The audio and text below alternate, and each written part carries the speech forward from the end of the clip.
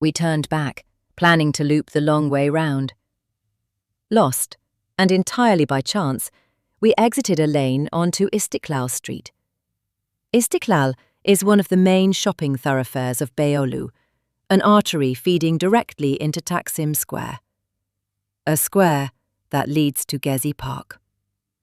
We found Istiklal awash with protesters assembling in small groups, getting kitted up in their homemade riot gear of hard hats, goggles, hazard masks and anti-tear gas milkshakes.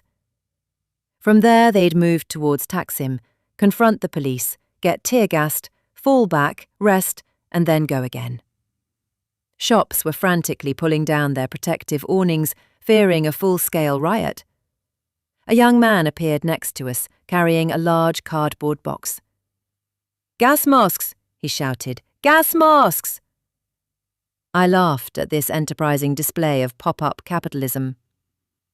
"It's always like this in the Middle East," he said. "Business comes first." We bought a mask each.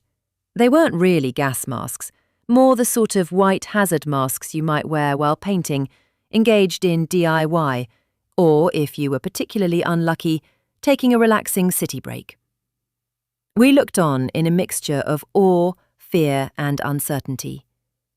We weren't the only ones. Others had been out doing normal, everyday human things, shopping, eating, not protesting their democratically elected government, and had also gotten caught up and were equally unsure how to get out again.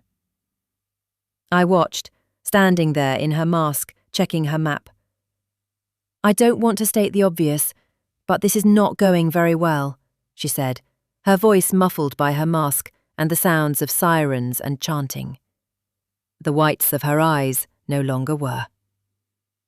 That smell returned. People began moving quickly in our direction.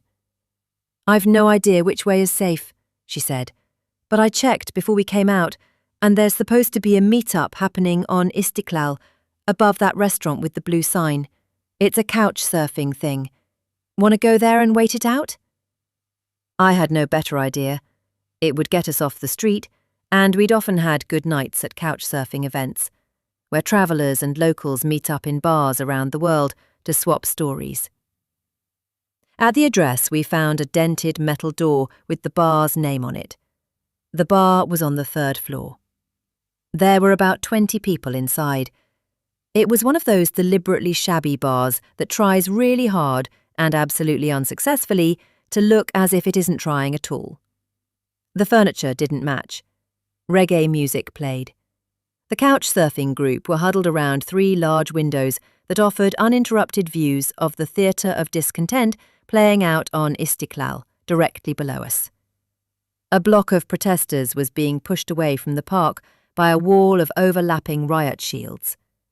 Over that wall came a jet of water and more tear gas. A protester picked up one of the still steaming cans and lobbed it back over into the thong of police.